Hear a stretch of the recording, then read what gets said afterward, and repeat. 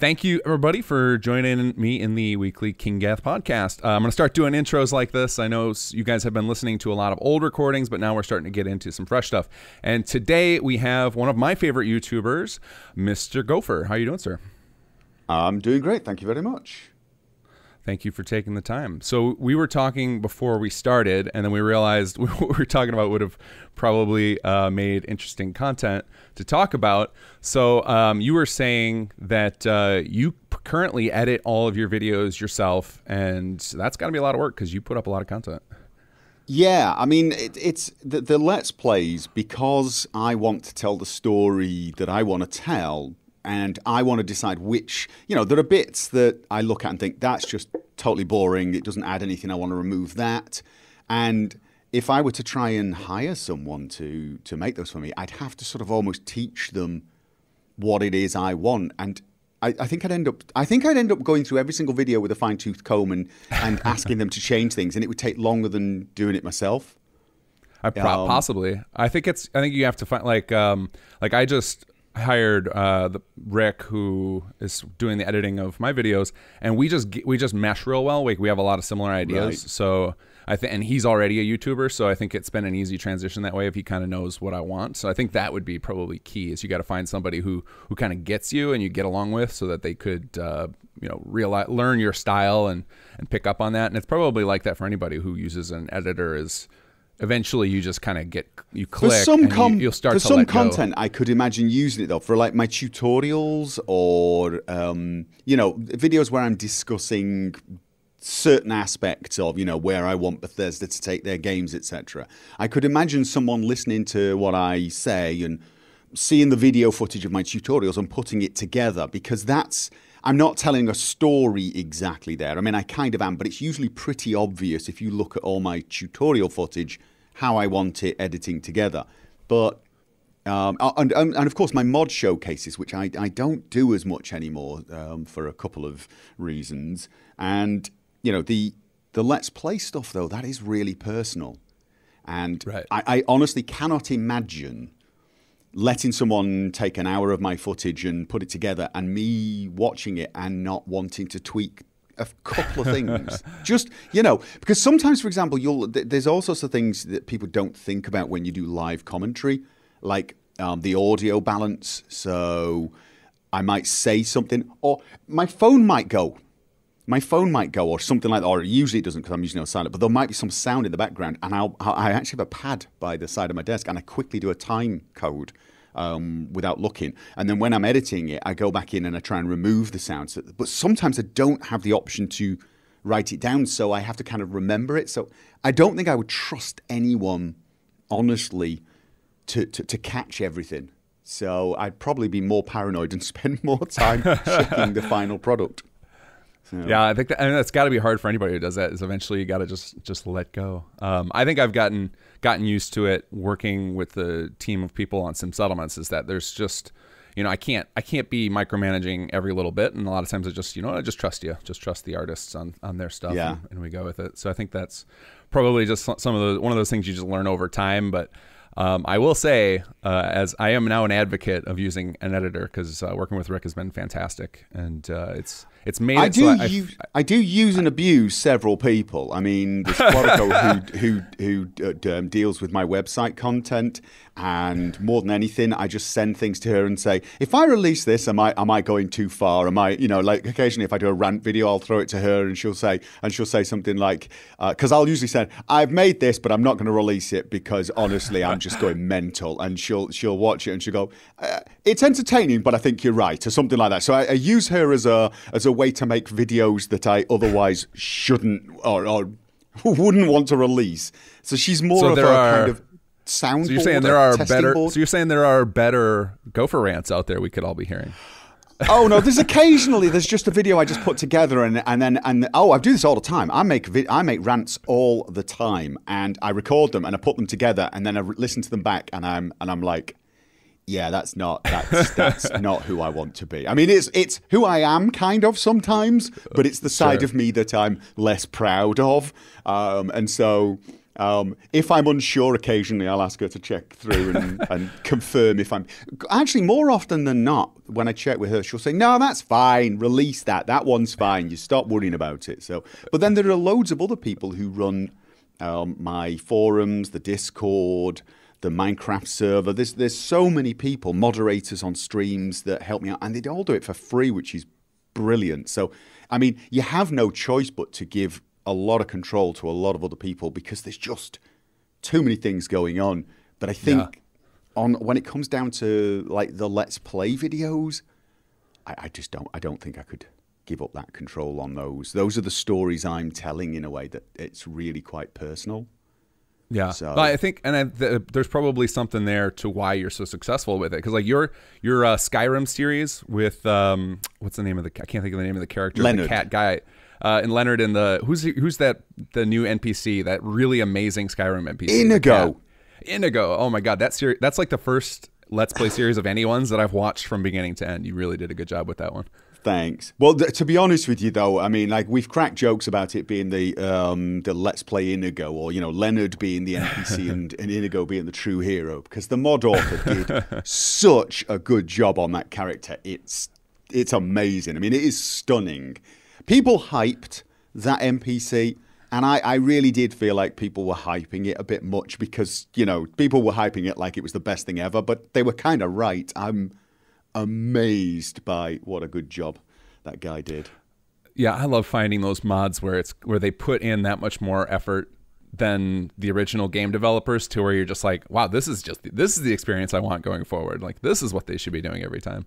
Yeah, this is you're pretty much thinking to yourself, okay, Bethesda, are you paying attention? Because this is what we want. But I mean, I have to wonder how many hours of work he put into it. But I think if they added 20 NPCs with that kind of depth and that kind of control, it would actually be worth the amount of hours they put into it, I think. I mean, I think something like that might... Oh, yeah, absolutely. And I think something like that, like for example, there's a lot of controversy right now, and I'm on the side of pro NPC about Fallout 76, and I don't want to go too far into it because I'm sure we've both ranted enough about that game, and people are sick of hearing about it. But I've avoided it. I'm kind of in the middle of it still because I've started a Let's Play series of it. But if they had done companions at the scope of Inigo in a game like that, I think that might have made up for all the lack of other story. If you just had a character following along that was your source of entertainment in that regard, of like that's where your story came from, that could have been amazing. And then it would have been probably way less work than doing all that plus a whole main story that had voiced characters, and it would probably be more engaging.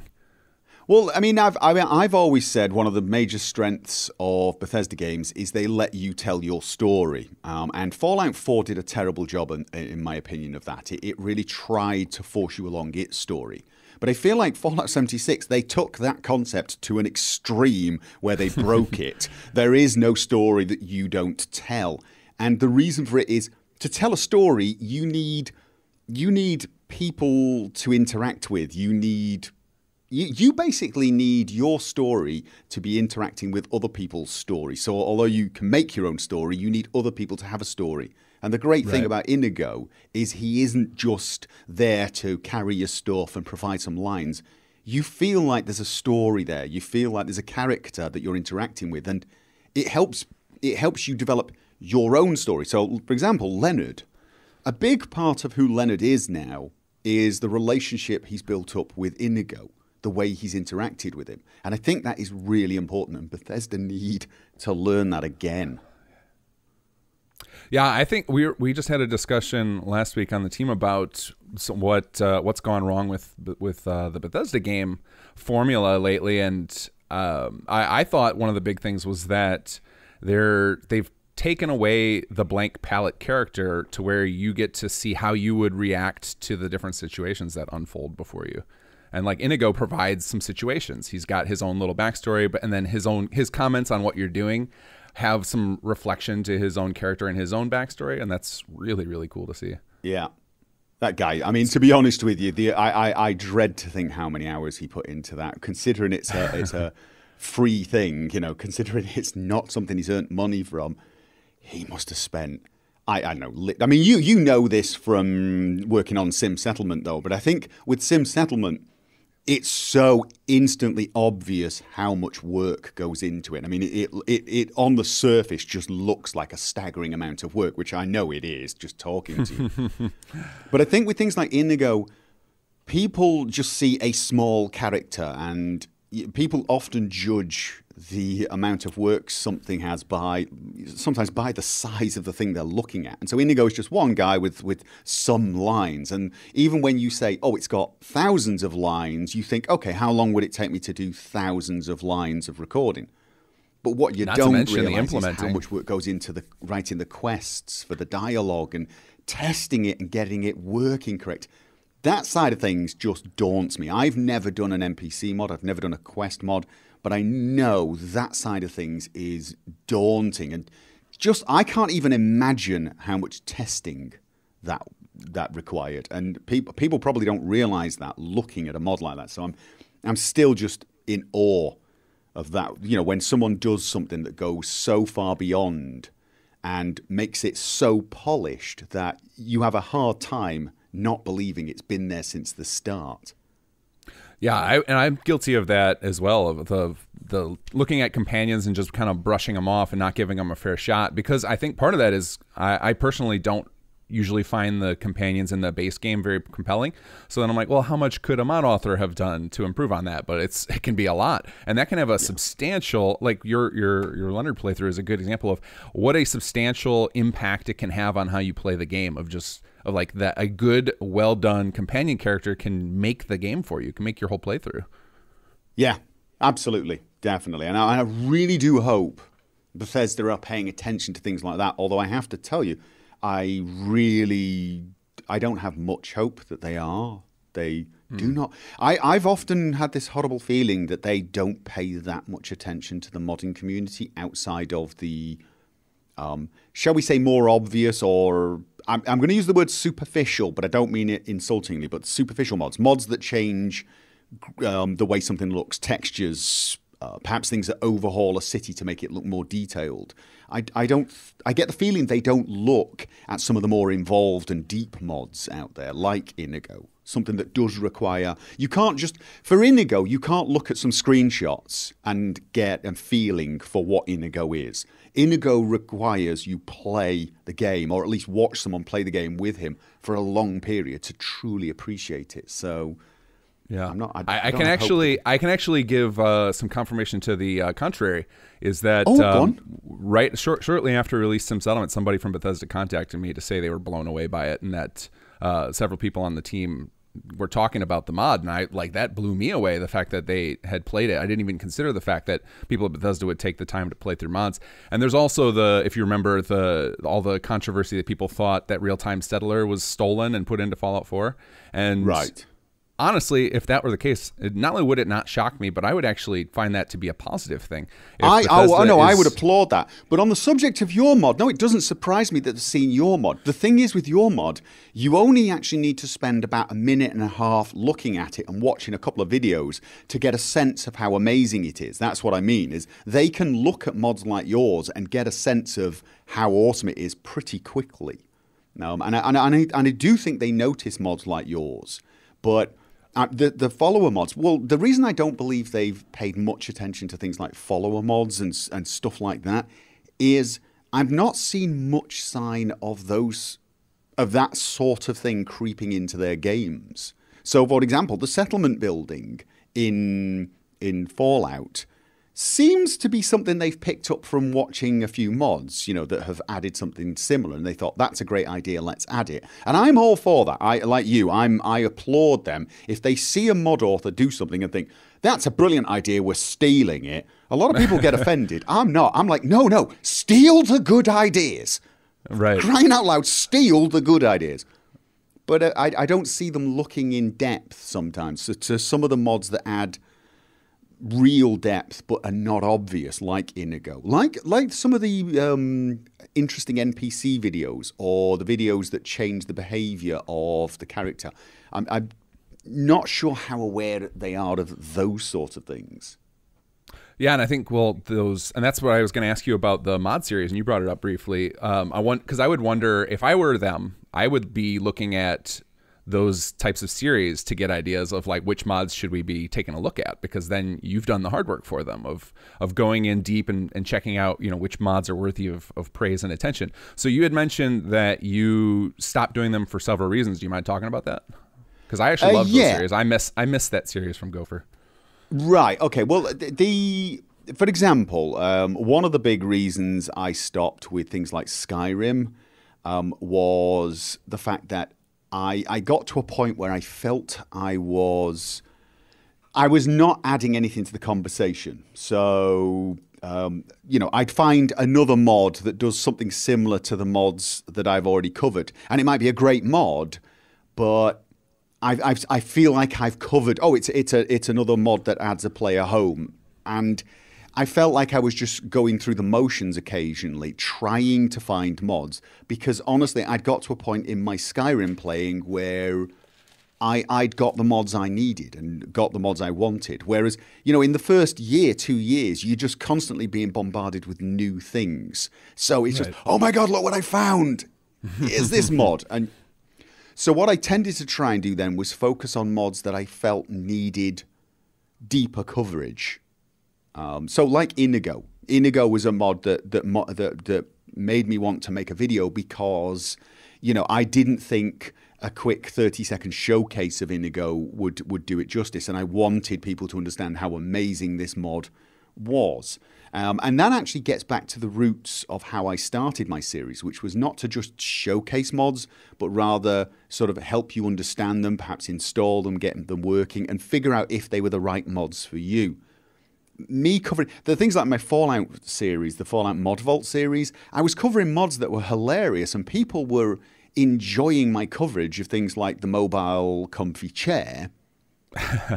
But, and this is what I did notice, the number of downloads on those mods did not go up noticeably after I made my video. Whereas when I first started, every time I do a video about, say, a Skyrim mod, you'd see a sharp increase in the number of people downloading and endorsing the mod.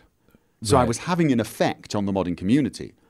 Towards the end, what I felt was I was making videos that were entertaining people, but was not actually adding much value to the modding community. And that just, I always felt a little odd. And then at the same time, we did have that little period where there were mod authors who were actually filing false DMCA claims against YouTubers, if you remember. Yeah, that's... Although those people were definitely, in my opinion, breaking the law. They were filing false DMC claims on things that were reviewing their mods, and the fact that their mods were free does not stop fair use from applying when you're reviewing something. But I joined some discussions of this, and I read some comments from some mod authors, and that really depressed me. It was like they really felt like the mod reviewers, the YouTubers out there were, I don't know, almost the enemy, and it was quite depressing. So I ended up having to take a lot more care on which mods I covered, and try to make sure it was ones where the mod author had, you know, obviously seemed to want to be showcased, and that just got stressful. So there was partly that as well. So. Yeah, I think I will go back. Don't let me know. Sorry for interrupting you there. I will go back if the next game comes out and there is a huge surge of modding and I get that passion for it again. I will absolutely be making videos on it because I love making those videos. So it was multiple things that were knocking me down a little bit on that series. Sure. So to add to the modder conversation about the DMCAs, so I think that part of that is, you know, people have trouble taking criticism. It's just a human thing, and essentially a lot of those videos would kind of poke holes in the quality of the mod, and you know, after you put all that work in to do something for free, it's tough to have that. But at the same time, I think those mod review series are important to perpetuate modding, because essentially it's the same thing with the reason that games eventually go mainstream and get dumbed down a little bit, is that if you don't continue to grow the audiences, then you're going to have stagnation, which leads to death. And so by promoting them, and also you kind of act as a filter, because I mean, look how many mods there are for Skyrim, or look how many mods there are for Fallout. If you are new to the modding scene, if you're a new player and you try and step into that, it's overwhelming. It's like, how do I start? Where do I even begin? And then so somebody like you doing the mod reviews, you act as a filter. You help them to avoid the clunky or bad mods that will actually bug out their save files, and you point them to the ones that are not only safe to use but well supported and work together well with other mods. So I think that's an important service you're providing, even if there are some authors who don't appreciate it. I think they have to look at things from the bigger picture of that. You know, modding is a form of it all leads back to, I'm gonna go down a rabbit hole, I apologize, that in general we have a time problem in the world now. We have unlimited entertainment and only so much time to spend on different things. So like, wasting time on bad experiences is a problem. And so like, then, you know, you going through and picking out these mods is important for people's time. And I think the mod authors who are sensitive to that, it's an unfortunate, I think it's just the future of things. I think there's always going to be people reviewing content and trying to help people filter through the noise.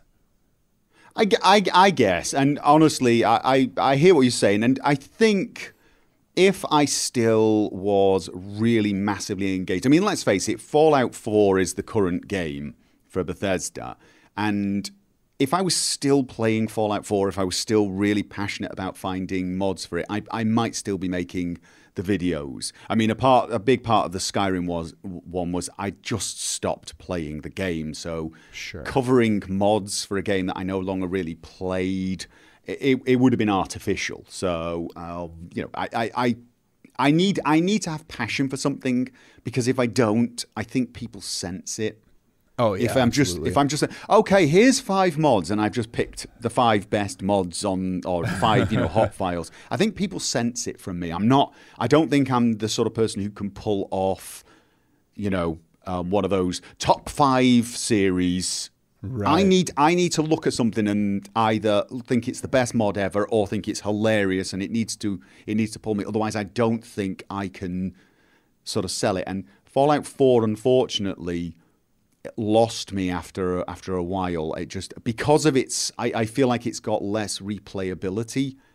It lost me on certain aspects. I mean, for me now, Fallout 4 is very much about the settlement building. If I go back to Fallout 4, it's almost certainly going to be when there are some like major improvements, or not improvements, major mods changing the core experience, or it's because I want to do something like a Sim Settlement playthrough, either on VR, which I am curious about. I am curious as to what it would be like to do something like Sim Settlements in VR. Watch a city grow up around you and visit it. It's amazing. You've seen it?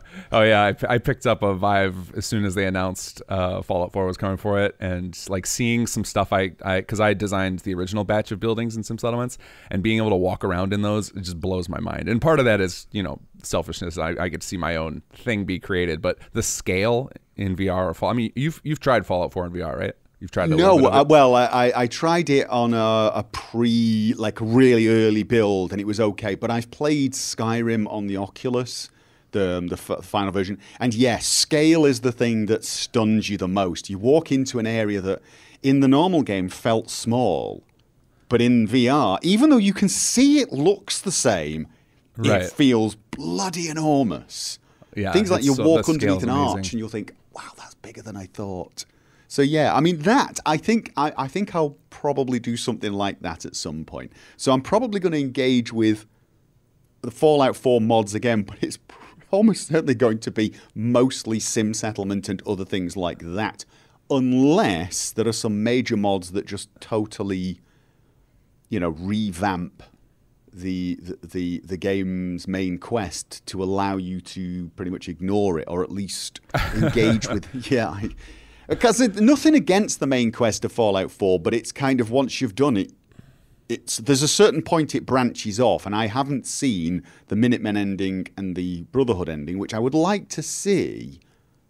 But you do get the feeling that you could just save before you branch and then go back and pick up from where you've left off, and not a lot would have changed if you'd have done it a second time through. That's the feeling I got. So, yeah, I mean, that's mostly true. There is definitely a point you could pinpoint to where you can split it off and do it relatively quickly. It's not as bad as like the finale for Mass Effect 3 as far as the right. Split off and do the endings. True. But you know, here's the thing though. I never played the Mass Effect games for that kind of open, tell your own story experience. For me, Mass Effect is play their story. Bethesda's strength in all of their games prior to Fallout 4 was they do give you lots of different stories. There's loads of different factions. They all have their own story. There's loads of NPCs. They all have their own stories. There's loads of places for you to discover. Some of them even have stories. But you get to decide which of those stories you interact with, and then therefore you can tailor your own story, and each time tailor a completely different one. Mass Effect, I played Mass Effect 2 and 3 to death. I did, but that was mostly because the different character builds, the different classes, played so differently, and so it was just fun to play the mechanics. But the story itself generally seemed to revolve about either going Paragon or Renegade, you know, and that was mostly it, really. I never felt that I played the female shepherd on one playthrough just to see if it felt a little different, and it didn't feel that much different either. But I didn't play Mass Effect to feel different. I played Mass Effect the first time for the story, and then the second time I played it to see if I could beat it on each and every single class on Insanity, just because I enjoyed the mechanics, you know. Different games, different requirements. Yeah, absolutely. Now, do you think I could see a lot of the influence of Mass Effect on Fallout 4. Do you think that's part of where it went wrong? Like with the voiced protagonist, the dialogue wheel, Yes. There you go. Yes. Short answer, yes. That's it. Well, I said that in my final review. Fallout 4 is a Bethesda Game Studios game that seems to be embarrassed that it's a Bethesda Game Studios game and is trying to be something else.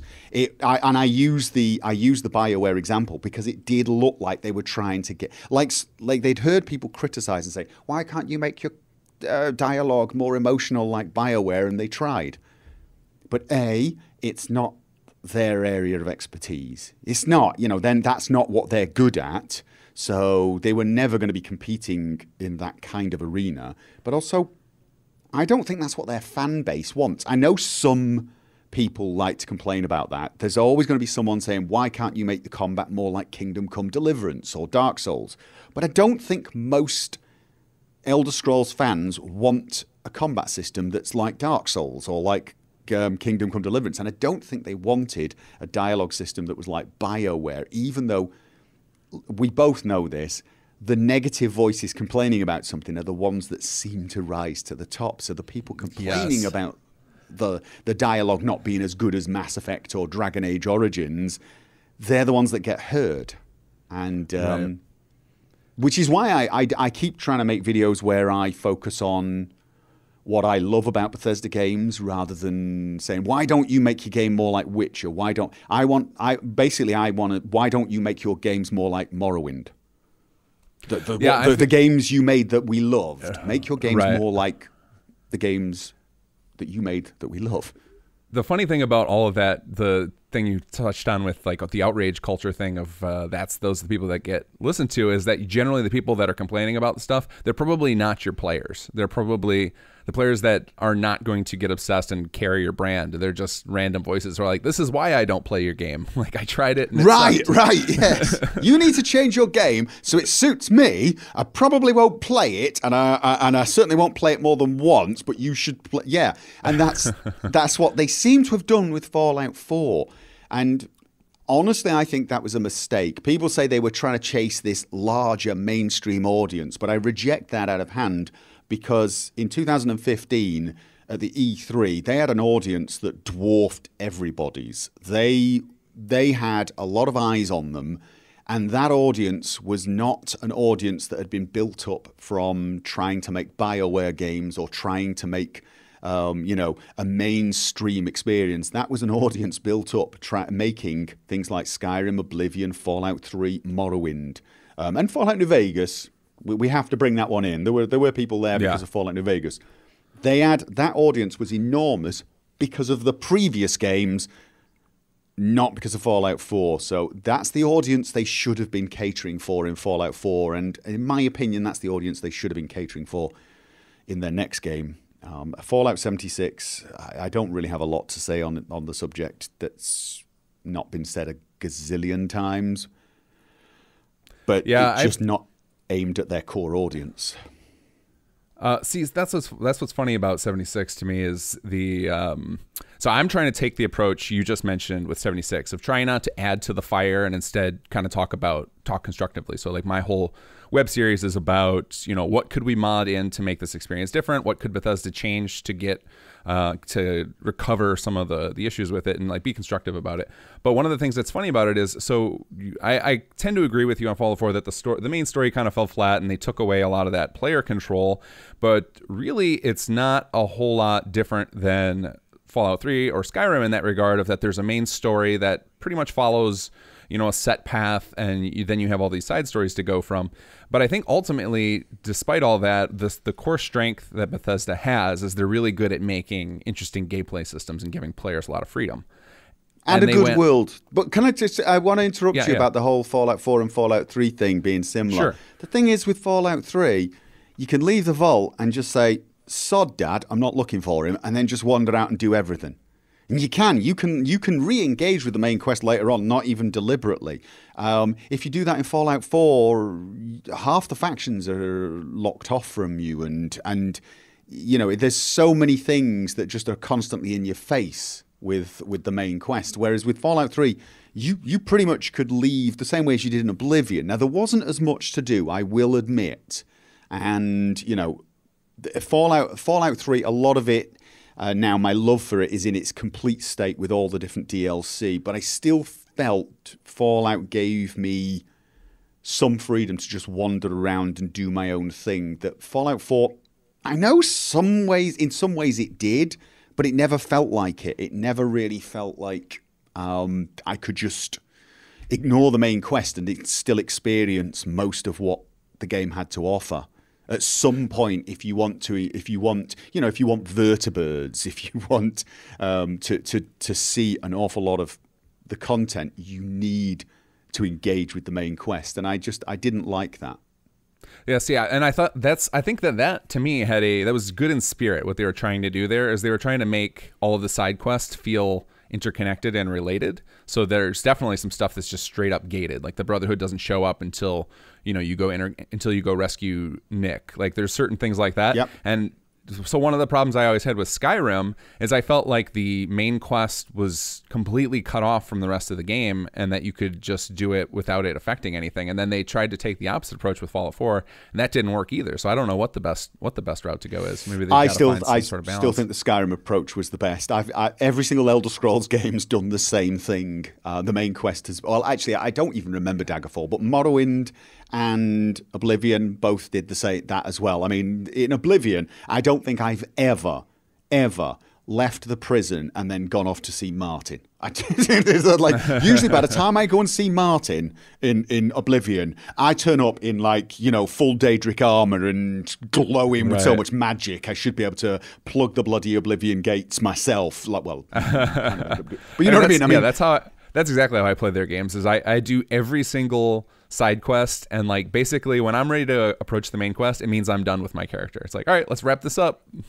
Yeah, and I mean that there's so many of my playthroughs of their earlier games didn't even have the main quest involved. My current playthrough with Leonard, I can actually see that ending one day with him never having, defeated Alduin, because it just doesn't need it. I don't need to do it. And I love that. I love the fact that I don't need to engage with the dragon side of things and still be able to completely enjoy that game and go through lots of different factions, join lots of different groups, and have a completely different experience.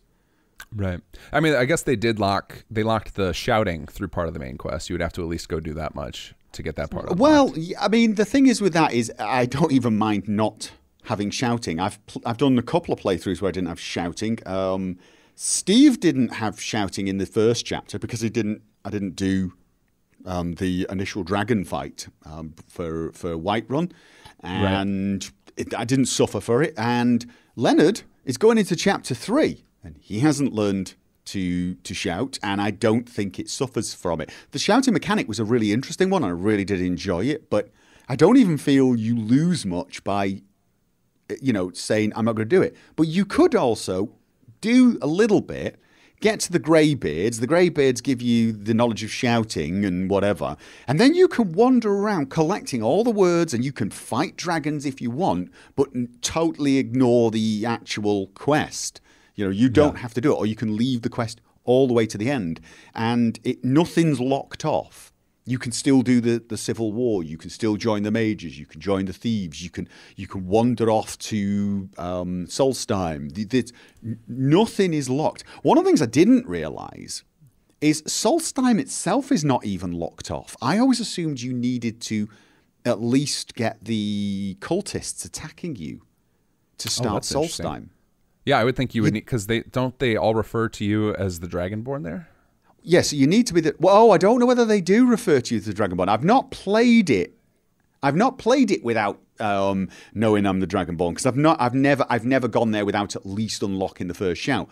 But I did discover there's a boat in Windhelm. You can take that boat to Solstheim, which means you could probably play all of the content in Solstheim that doesn't require you being Dragonborn. Yeah. I guess there's quite a lot of content there. You could probably do Solstheim without being Dragonborn, and I like that. I think that is one of the cooler things that they did lose with Fallout 4 is the fact you could just feel like by having so I love that the things are interconnected in Fallout 4. Actually, that's one of the things that drew me to the game, and I really have been obsessed with it since it came out. But I definitely understand where you're coming from there, and maybe that's something that it's a tough balancing act they've got to find. But yeah, being able to, it almost feels like you're finding a way to play the game the developers didn't expect when you do stuff like that. Like, oh my God, I found a boat to Solstheim. I wonder what would happen. And then you get to just keep playing, and that's a really cool experience. And then in Fallout 4, you do those experiments and you hit brick walls. And that's probably the issue. It's less open. I mean, that is the thing. We always call the Elder Scrolls games open world. What we don't focus on is the fact that they actually are open in every other way as well. You have a character system that's really open to you just picking whatever you want. Although, you could argue in some of their games they've cut a few customization options out, for example, like stats from the Elder Scrolls, but they added perks, which I think enhance the sort of characters you can make, and you can play a different way each time. You can also do all of the content in completely different orders or select which bits of content. So it's not just the world that's open. Everything about Skyrim and Oblivion is open. It's the open sandbox type game that they are famous for. Fallout 4 feels like it tries to close in on you, and it gives you the open world, but then tries to guide you through the world a little, tries to set you on a path, and I wouldn't say hold your hand, actually more like hold your wrist and force you to come along with it. It felt a bit like that. So, and I don't think it had to either. I never did this. I always planned on making a video where I would suggest a way they could have had the main story sort of as it was, and yet allow you total freedom and also not make you feel guilty. Because that's the other thing in Fallout 4. If you don't immediately go running off to look for your son, you feel like the worst father ever. I mean, if you do anything in Fallout 4, you pretty much, if you're not completely going for your son the entire time, you're the worst person ever. Right.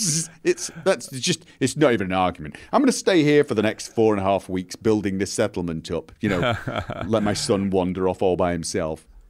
Yeah, that's one of the things I liked the voice protagonist in the sense that it gave the story a sense of urgency, but then because they don't force you to go do it, it loses all of that and then it feels strange. So if you go spend 60 hours doing side quests and then you come back and all of a sudden your character's screaming about Sean again, it's like, well, that feels out of place. Why weren't you talking about Sean when we were in Good Neighbor? And like that's kind of a weird disconnect. And somebody had suggested on a YouTube comment that what they should have done that might have solved all of this is had some sort of mechanic in the game that if you didn't handle the points of the main quest that were, emotion filled within a certain period of time, that your character would have some sort of emotional breakdown or something, or like mental problems, like some sort of mechanic to steer you back in that direction, so then it would feel natural, and then you could get it to the point, almost force players to at least get the story to the point where it made sense for the open world, and then give them that complete freedom without them feeling that tug of periodically as you're, doing these side quests, you might get a mention of Sean and it becomes annoying where it's like, I don't want to worry about Sean. But if you just got it out of the way, then they could, let you have they should have allowed you to actually have a character that actually really didn't care or was aggressive against it or was resigned and accepting of it. I mean, and this is one of the big problems with the voice protagonist. I mean, the dialogue is famous for having, yes, yes, yes, and no as its options. But that's how it felt even with the tone. I played 2 playthroughs of the game. One character was a kind of mostly nice guy. I say a nice guy. He did wipe out like several thousand people, but mostly a nice guy. And then I did a playthrough where I played a thoroughly reprehensible person. But the voice didn't suit the second one at all, because the voice actor they chose, he sounds a bit like a nice guy. He certainly didn't sound the way I imagined Barry, my other character, would sound. And the way they delivered the lines, just as you say, you always sound like you're somehow emotionally invested in your son. And I had a character that just didn't care. But it was always, there was a massive disconnect between the way the character would sound and the way I wanted him to sound. Always. It was, for a Bethesda Game Studios game, it was jarring. I know you like the voice protagonist, but I hated it because it didn't let me have the character I wanted. You had a voice protagonist to Skyrim, and you can't have Leonard. You can't have Richard. My characters, you can't have them. Those characters couldn't sound like the character from Fallout 4. It would just be wrong. Same with Steve. Same with Jack, my character in Fallout New Vegas. He had a certain... I know it was always my voice you guys heard, but he had a sort of different emotion. There's a different attitude. With Leonard, it's the sardonic humour, and with Richard, it was the sort of irritable crankiness. And you can't do different voice protagonists with, this one's going to do everything as irritable and cranky, especially seeing as then you would pick a voice that was irritable and cranky, but there might be a situation where your character wants to actually not be irritable and cranky, but now you're locked into that voice because you picked it. It makes it so that you sort of choose your destiny from the voice at the early stages if you have voice options. And if you don't have voice options, the destiny's been chosen for you. You're given a character that just sounds kind of nice. And I hate it. I don't know what a good solution to that would be. It's almost like you would need some sort of masterful voice actor that could, deliver all those lines. But I think you definitely have to get away from the 4 dialogue choices, just because, and there wouldn't be, I can't fathom a situation where you could play out the different, the ability for the player to ask questions, the ability for the player to proceed with the dialogue, and the ability for the player to have different voice options to match their character style they were going with. Like with I think BioWare did that, is they broke free of, even though they did have the 4 options. No, they didn't have 4 options. They didn't. They had a wheel, but there was at least 6 options possible, wasn't there?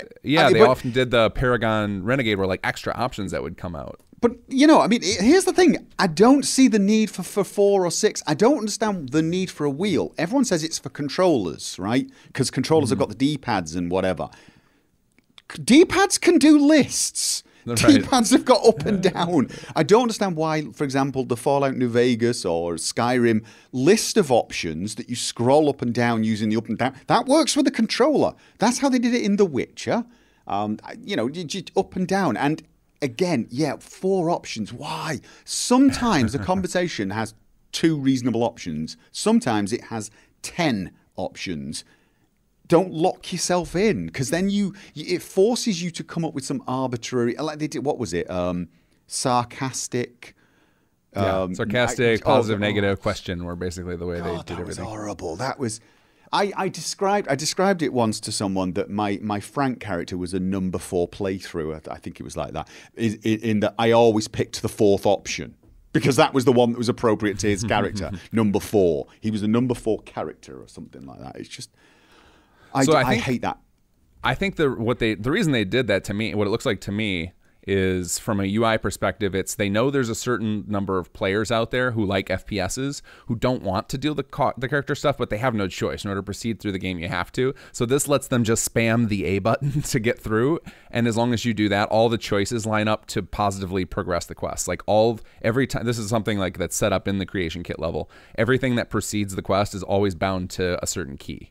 So you can just spam that. You know, was that their fan base? Was their fan base people who liked open world RPGs or people who wanted FPS games? I put it to you that the people raving and hyping Fallout 4 back in 2015 were people who wanted an open world RPG, and if they're trying to attract a whole new type of player, the FPS player, I don't think Fallout 4 is a good FPS experience. Not like, you know, I mean, it's not Call of Duty or things like that. It's right.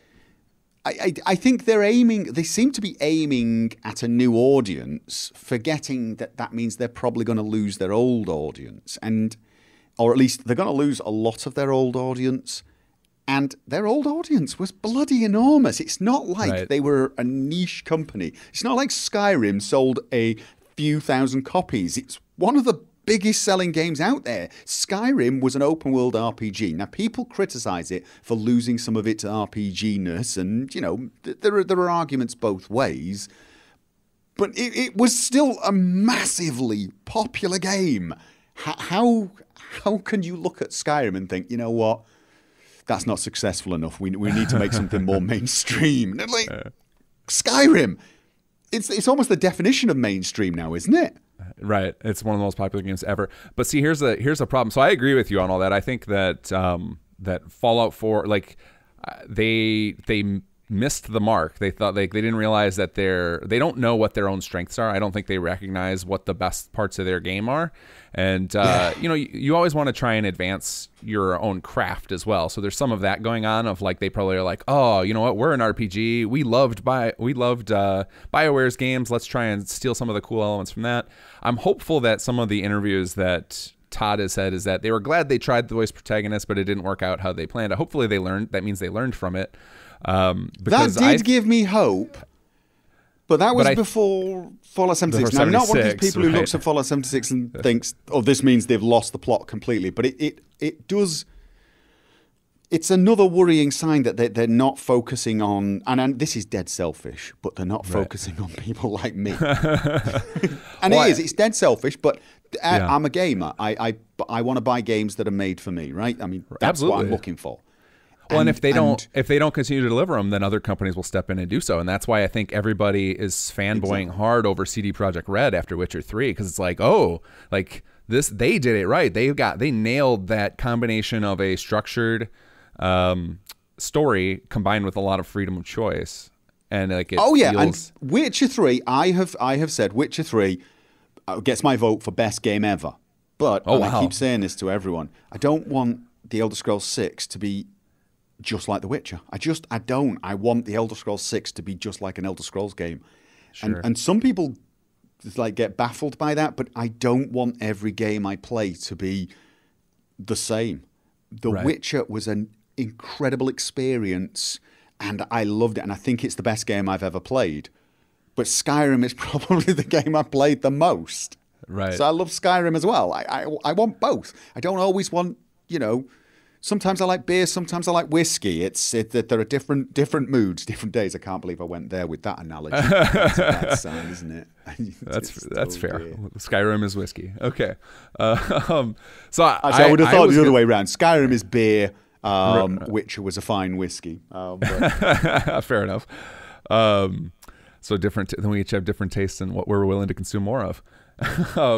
So I would say with one of my problems with the direction Bethesda's going is I think where it came from is that Fallout 4 was actually their best-selling title. They sold more copies of Fallout 4. At least that maybe that's changed since, like, because each year the number of copies continue to sell more of Skyrim because they're releasing it on more platforms. But if Fallout 4 sold more, that basically is positive reinforcement that they're doing things right, which means they're going to push more in that direction, and that's why I think we got 76.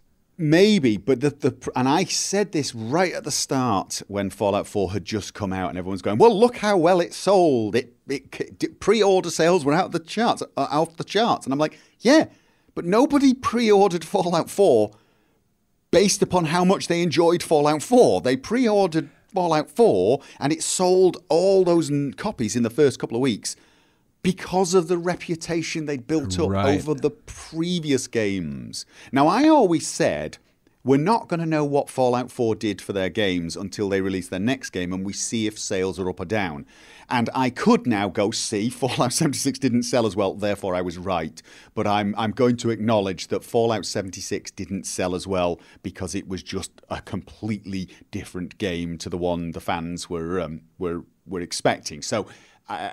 but I always expected the changes they made in Fallout 4 to have an effect on their next game. So I'm thinking when Starfield comes out, when The Elder Scrolls 6 comes out, there will be slightly more skepticism in the hype for those games because of the previous things, now including Fallout 76.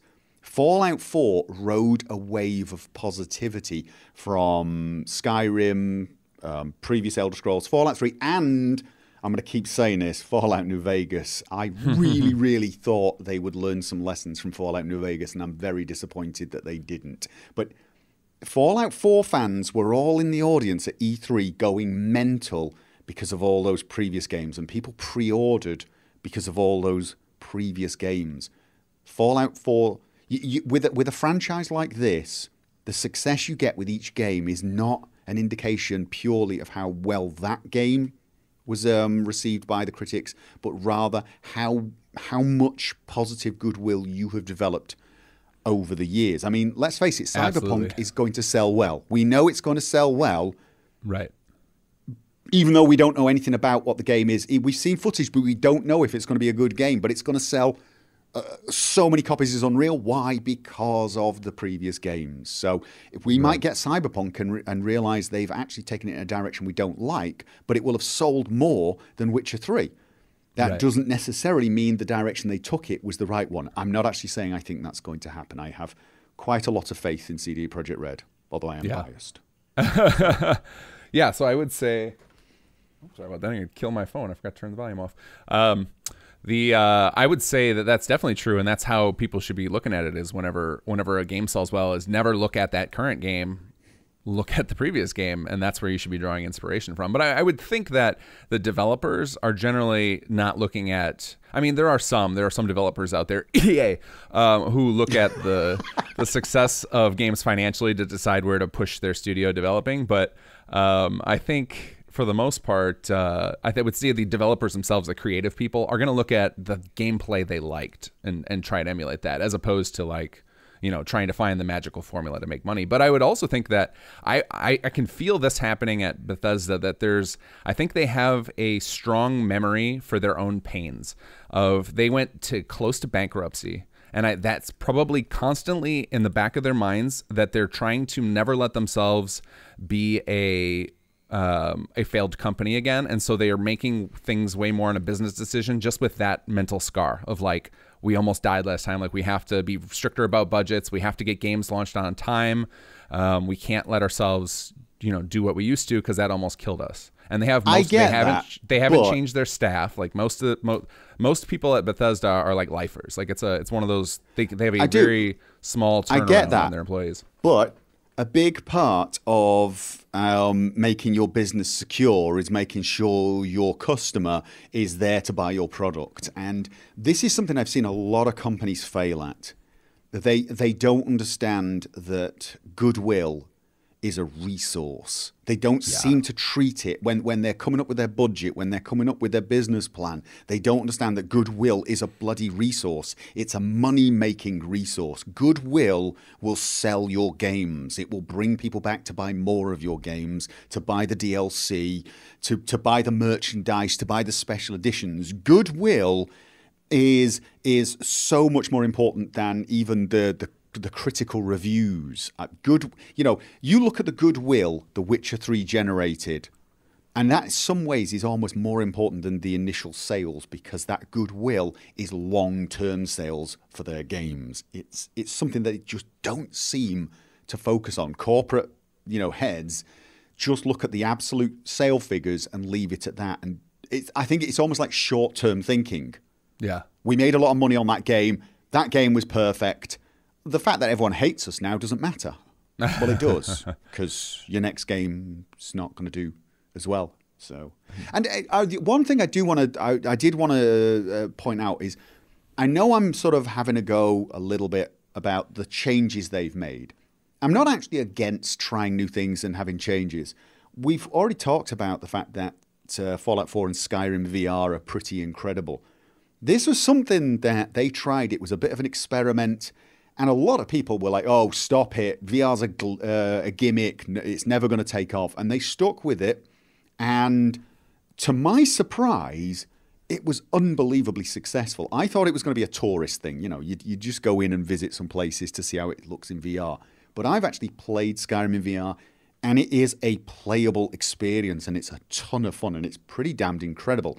So I give them kudos for that. And I even give them kudos for releasing Skyrim on every single platform known to man. Because people want that game.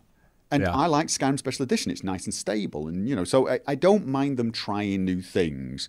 But when they try something and it fails, I think what they should do is when they have a fail step, when you step in a direction and it goes to crap, you want to take a couple of steps back and make sure the next thing you make is more safe, almost. You want in racing, we would call it the banker lap. If you're trying to qualify, you want to make sure you get something on the board that will get you in a decent position before you try something incredible and try to go for the winning lap.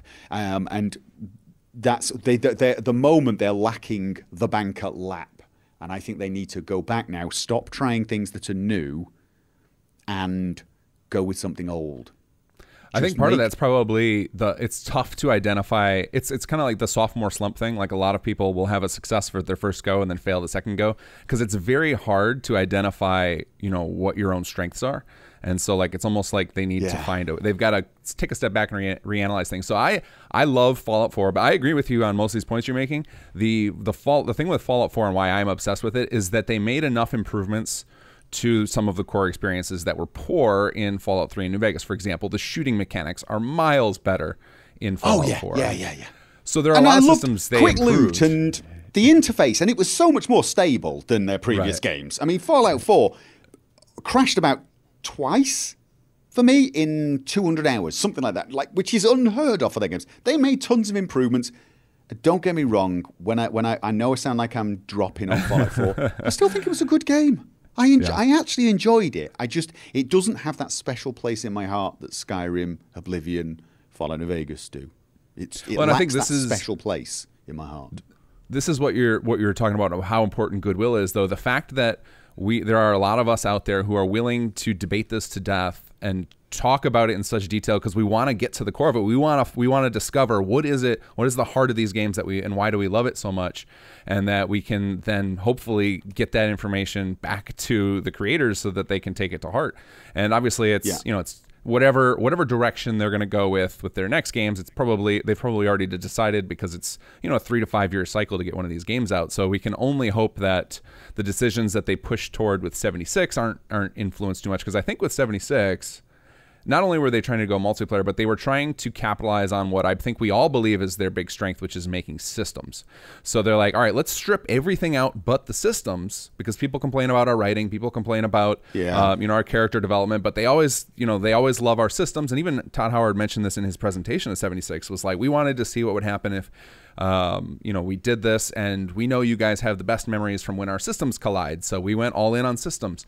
And I think the systems can be great, and those can be a great driver, but you still need something to perpetuate you through and inspire you to move through the world that has those systems. So without that, there's no incentive to do it. You have no carrot. Where's the carrot on that? You hit the nail on the head there when you said, like, they get criticized for their writing, and I try not to do that, because although I will acknowledge their writing is not as good as, say, CD Projekt Red's in The Witcher, or Obsidian's in some of their games, at the same time, they have had some quest lines that actually, I mean, we'll forget the dialogue, but the actual quest lines were really well done. Like the Dark Brotherhood in Oblivion, that to me was a standout faction that they made. So it's not like they cannot make interesting factions with decent writing, solid writing. Right. Skyrim, the Civil War, even the main quest, it's not the best writing ever, but it's also not absolutely horrendous. I know people like to criticize them, but they do take it to heart. And I think they take some of the criticism so much to heart, they try to avoid those areas almost. But you can't not have NPCs to play off. You can't not have quests and factions and things to do. You have to have those in your games. And even if they're not necessarily the things your games are best remembered for, and maybe they're the things that sometimes you get criticized for, they're still essential. They're the things that need to be there for your game to function. So, work for your strengths. Definitely work to your strengths, but don't abandon things that really still are necessary, even if they're not the things you're renowned for, would be my advice. I made a 10-part series on what I loved about their games. It's a bit long and rambling, which is no surprise to anybody. Well, hopefully Bethesda watched it. I probably doubt it, but I wish they would. I wish they would, because that's what I wanted to do, was focus on the things that made their games great, so that when they try new things, for example, like the voice protagonist, they think to themselves, this is a good idea. What I wanted them to do was to say, okay, so voice protagonist could bring us some positives. These are the positives. But is there anything we could lose? Right. And are the things we're losing things that are important to us? And I made the argument that replayability was one of the massive strengths of their games. Massive strength. You can play the game over and over again and have it be very different each time. And a voice protagonist makes that harder. So although it brings some positives, a more emotional story, it also brings some negatives, which is it makes it less replayable. And my argument was replayability is one of their major critical strengths, and they should not do things that harm that. So I wanted to sort of bring into the conversation, don't just focus on what they need to add and what new things they need, but focus on the old things they really do rely on to make their game so popular, so that they don't accidentally lose them. Right. You've got, hold on to your core strengths and don't mess those up. Yeah, and it's probably hard to do that too. And like when you think about, this new feature is going to be all great, it's hard to think about it in a vacuum about how it's going to change the experience, because especially if you look at something like a voice protagonist, like how do you even, until we experienced Fallout 4, we wouldn't have known it. And even if they started to pick up on it during development, like to back out of that, like say it took them a year and a half of development to like get some of the voice protagonist in, and like you wouldn't even notice that lack of replayability until you did a full playthrough and got to the end of it. So like by the time they might have figured it out, it's almost too late from a financial standpoint. I mean, I think a lot of the hardcore fans, as soon as they found out it had a voice protagonist, immediately complained, because they immediately saw the potential problems. And I actually don't think it would have been that hard to back out. We've seen mods that remove the voice protagonist, and mods that enhance the dialogue so you can actually see what your character says rather than those little labels they added instead. So modders have made it so that you could play that way and proved it's possible. But of course, when you've spent a huge amount of money on a couple of voice actors and got 13,000 lines, it's very difficult to just throw all that work away. People find it very difficult to throw that away, even if people think, you know what, that's probably going to hurt us. So you're probably right. There was probably no chance that they were ever going to stop doing the voice protagonist. But sometimes companies should be willing to do that. They should listen to the crowd. But I actually think they thought the crowd was wrong, or the fan base that was saying, we don't want a voice protagonist. I think they were thinking, oh, no, yes, you do. As soon as you listen to it, you'll love it. And of course, that just didn't seem to be the case. Some people did. Some people like yourself think it's, it added to I can definitely see that. And I think my next playthrough, I might try one of those mods that does without it, just to see how different it feels. Because there's definitely a different feeling I get when I roll up a new playthrough of Fallout 3 or New Vegas, where I get excited about that blank slate feel. As opposed to like Fallout 4, I'm essentially watching, it's almost like watching a movie in a sense of like, I know how it's going to play out. I tend to always choose the same rough dialogue options because I either am in the mood for a sarcastic character or generally I'm the, now because I've played it so many times, I'm just the spam A guy. Like it's a nice for replayability in that part, as I can just hit that same button and know that I'm going to get through the quests in a positive manner. But yeah, there's something about you get even like the time you're preparing, and you probably have this a lot because I bet you spend a lot more time preparing for this, is getting prepared for a new playthrough, or just all these ideas cranking in your head and you're starting to remember some of the different side quests you can go, and then that feeling of like rolling out of the starting area for the first time, especially in Elder Scrolls, and you look over that landscape and you can just do whatever you want, and it feels really good. Well, I'll tell you what. Here's one way to think of it. Fallout 4 is the first Bethesda game where I didn't look forward to my second playthrough before my first one had finished. And what I mean by that is every single solitary one of their games, including Skyrim, I'd start a playthrough and I'd get about 20 hours into it, and I'd suddenly be thinking, oh God, you know what I really want to do is I want to play a character that has this and that and this and this because it would be awesome in this. And I already start planning the next characters. And very often, my first playthrough won't even reach the end because I'll just get too damned excited for a new character. And I mean, in Skyrim, that actually happened partly because I think Skyrim made some improvements over their previous games. It's a very controversial opinion, but I actually think the way they did factions in Skyrim was better than previous games. Not the number of factions and not the gameplay, but I felt the factions felt very different from each other. And I remember playing my first character, and I was trying to play one of those jack of all trades, and I joined the Thieves Guild, and I got to the bit where you join in the Thieves Guild and you start having to, you set up a merchant for a crime he didn't commit, and then you start bullying shopkeepers. And I suddenly felt like, no, I feel like a bit of a asshole right now. and that's not what I was going for. Whereas in all of the previous games, I'd always joined the Thieves Guild and felt a bit like Robin Hood. Right. And I realized in Skyrim, when I was going to be a thief, I was going to feel like a thief. I was going to feel like somebody who joined a criminal organization and was generally not a very nice character. And I felt they did a better job of that in Skyrim. And that actually made me want to replay more focused, less generic characters. And that's when I really did start to, I mean, with the previous Elder Scrolls games, I'd played more generic characters, and I'd played different ones for some different experiences. But Skyrim was the one that really made me want to play, instead of playing like 10 factions at once, I'd play 2 or 3 factions and then just start a whole new character to experience the other factions.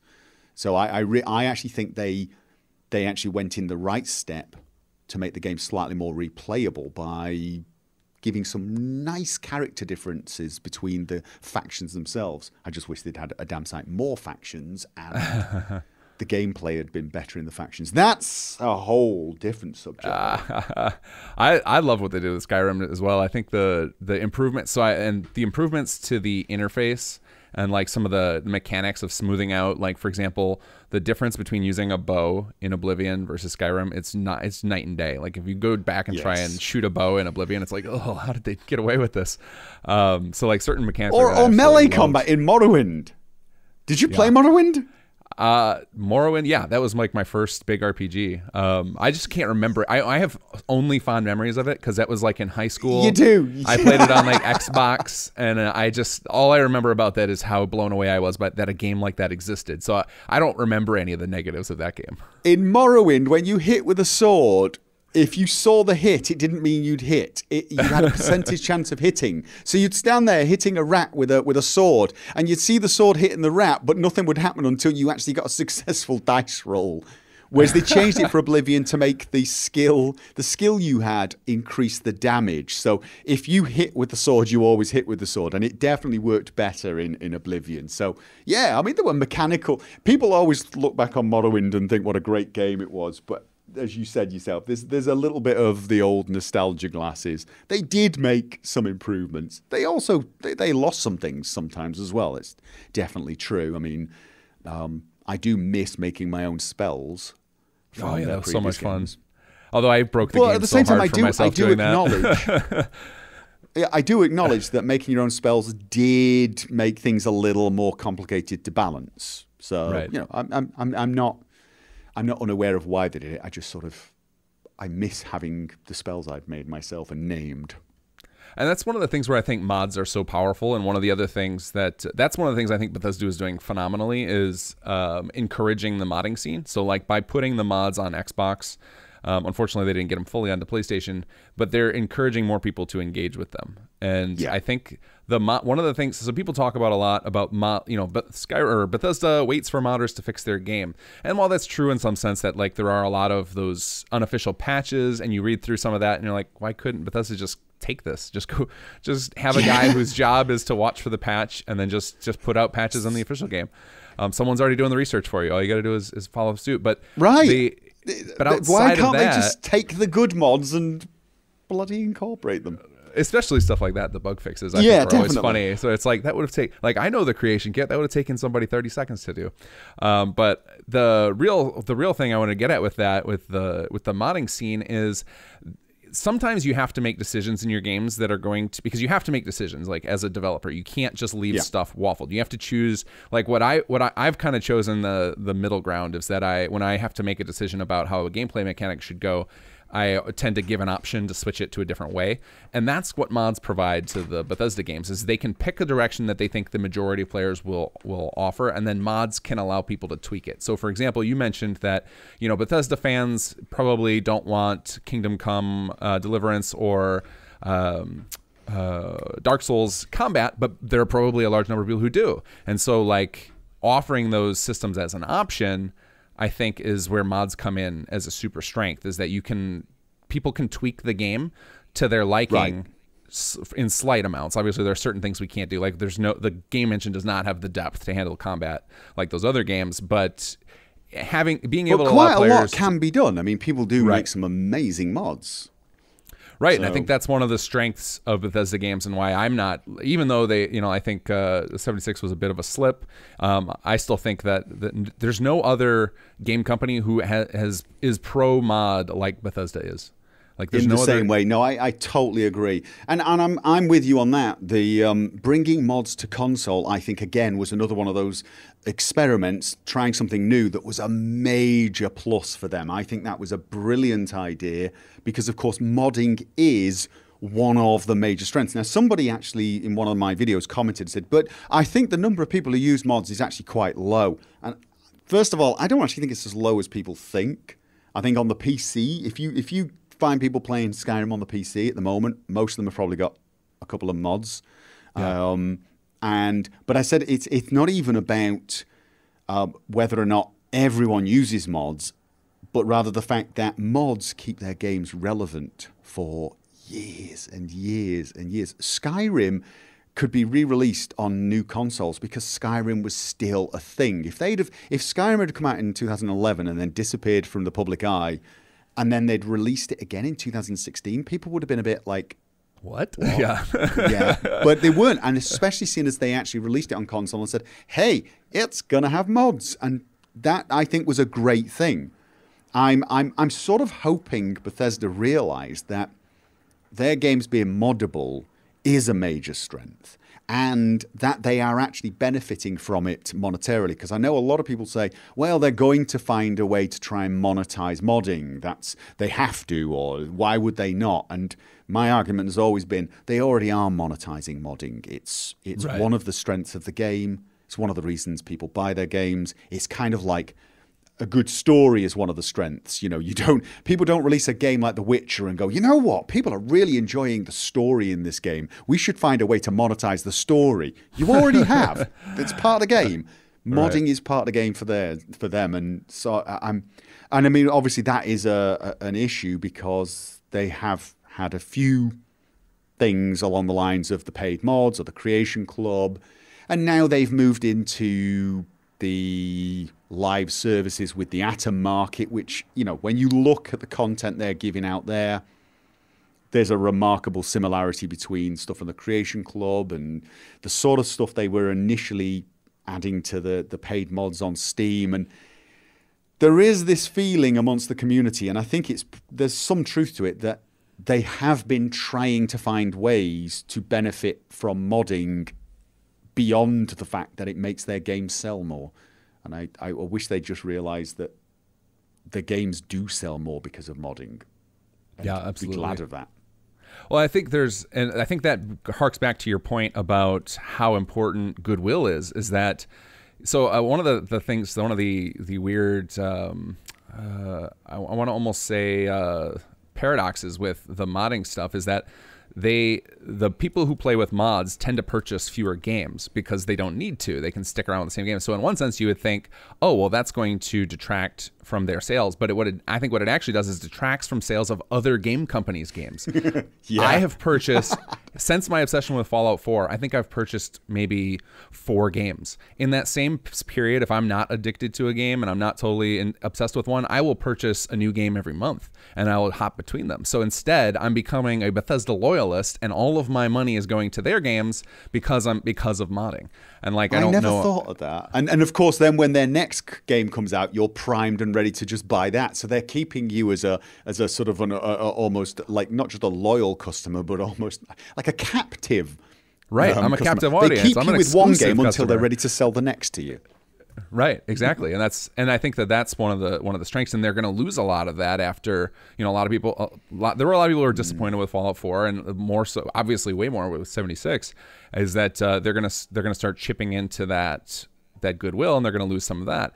And the mods, I think, help with that, help keep, because it's really, I mean, we're in not to get too philosophical or I guess economical, but we're kind of in an attention economy now of like everything's given out for free, so the only commodity left is attention. And so like modding is their strength in that regard. We're all paying attention to their games for crazy long amounts of time, and then so when the chance to see what they did next with it, it's so enticing, and especially from my perspective as a modder is like I'm excited about what can I do next. Like there are certain limitations I know are in your engine. What did you break me free of? Like that's exciting. And but I think the other problem they have right now is with modding being one of their strengths, they have somehow managed to turn modding into a negative for them as well, which is really worrying because at the moment, every time you mention modding and Bethesda online, you immediately get a hostile reaction. People immediately start talking about paid modding. They start talking about the Creation Club. Some of them start talking about the Atom Market and so on. And they've almost managed to turn one of their major strengths, which was modding, into something that immediately gets a negative reaction just because of some of their decisions recently. And I think they just need to do a better job of managing the goodwill, the PR on that one issue. And I think they need to do it by completely abandoning the idea of microtransactions. Because that's what the Atom Market and Creation Club is. Mm-hmm. It's a microtransaction economy. Yeah. And every time they try to implement something like that, because mods generally, let's face it, in the modding community, although there are a lot of big mods like yours or super big mods like Enderall, there are far more mods that are what you would call the similar size to microtransaction content in other games. Mm-hmm. So whenever Bethesda tries to come up with a system of selling small content like that, the modding community and mods already automatically get dragged into the equation, right. And they somehow manage to make the idea of modding almost toxic just because of what they're doing. I really just want them to get back to selling single-player, single-priced, full-priced games and stop with the microtransactions and then let the modding go on unmolested. Keep supporting us, keep giving us the tools, and right. We, in turn, will keep your game relevant for 10 years. And you will benefit from it. That's kind of what I want, but I'm no longer sure that's going to happen. I'm hoping it will, but yeah, I don't know which way the market's going to go with that, because there's obviously everything has to come to its people have to try pushing it to the extremes, and I think that's where we're in right now. And the backlash is happening and I think it's a good thing. I think that it's great that people are like screaming at companies and freaking out about monetization, because we've caused these corporate giants to like now there's like a known boundary that everybody expects of. You can't do pay to win. You are welcome to do. You can give us aesthetics, but if it allows somebody to gain an advantage through dollars, we're out. We're done with your game. Yeah. And I think, but even cosmetics now has become a negative if it's a full price game. In free games that sell cosmetics, like things like Warframe, mm-hmm. actually you can actually use the money to get proper stuff as well. But most people use the money to get cosmetics. But in a free game, it gets a pass on that because, of course, that's how they make their money. But I think even cosmetic microtransactions are beginning to get attention that is negative. Even things like Overwatch with the loot boxes that are just cosmetic. It's a full price game, and even they are beginning to get people look at them and criticize them for it. So, well, I think part of that's because of the loot box. Like automatically, the loot box, yeah, that's definitely you're selling lottery tickets. That's not fun. But I just think now was not the time for Bethesda to jump on that bandwagon, because I think that bandwagon is, I think it's got a loose wheel and is heading off the road at the moment. I think CD Projekt Red have shown the way. In a period when loot boxes and microtransactions were becoming the norm, they came out and said, no, here's a game, it's $60, it's 200 hours of entertainment, and we'll release some DLC for it, but that's it, there you go. And everyone loved them for it.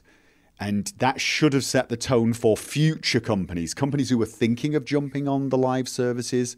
Yeah, should have been. I don't know. I feel like in a way Bethesda have tried to jump on this live services microtransaction thing a little too late. Yeah, and they should have seen where the wind was blowing. I mean, I don't know how successful Fallout 76 is going to be for them with the Atom market, and I don't even know how successcul the Creation Club's been for them to make money. Yeah, I don't know where they won't share that stuff with us. Yeah, absolutely. And I don't know. So here's something interesting with CD Projekt Red that, and if you look at the development costs for AAA titles with American employees versus Polish employees, one of the advantages CD Projekt Red is pushing is the difference in dollar values. There's been absolutely a lot of expats who've tried to go work for CD Projekt Red had to quit because the amount of hours the people over there were willing to work at the rates they were willing to pay was just absurd. And that's one of those things that just needs to get solved by global economics. Good Lord, I can't say that. And so I don't know how much that has an effect on things like that. They're able to put in the extra hours at a lower price to get a higher end product. And I think a lot of the microtransaction stuff is basically all these game companies are trying to cling to the profit levels they saw at the peak. And they're trying to, because, the American system is set up so that you always have to be growing your share prices in order to that's your duty. Like if you're not doing that in a public traded company, that's like they'll oust you, like you as a CEO or whoever's in charge, like you have to always be pushing toward that. But it seems to be. It seems to be you're always having to push it in the short term at the risk of the long term. It's like you can't accept that instead of growing 20% a year, you only grow 10% a year, but you can now probably keep that growth going for the next 10, 15 years. Whereas if you push it to 20, you're probably going to completely fall apart in 2 years. They don't seem to have a long-term plan because they don't seem to understand that goodwill is a bloody resource. Right. So I think there's something wrong with a lot of the way these companies are thinking. They are thinking backwards. I mean, with CD Projekt Red, yeah, they can make a product for cheaper, but here's what I will tell you. I would have paid more for The Witcher 3.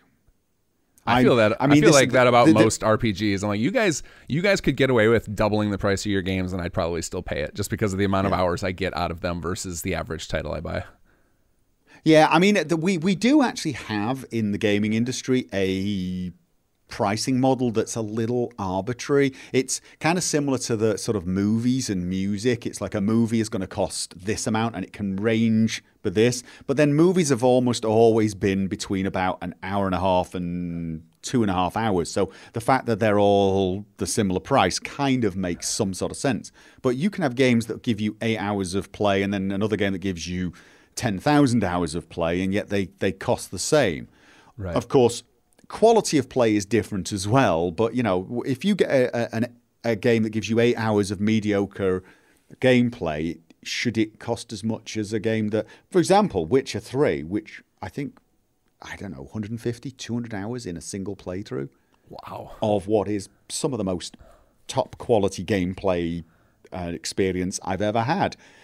Yeah. Is it totally outrageous for that game to cost twice as much as other titles? No, but I don't think that could ever happen. So, right.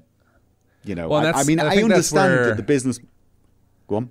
Oh, I was just saying, I think that's where they're trying to like. I was firmly against DLC when that started to become a thing. I was like, no, like stick with the old model. Like it used to be, you'd get a game. If it sold well, they would make an expansion pack.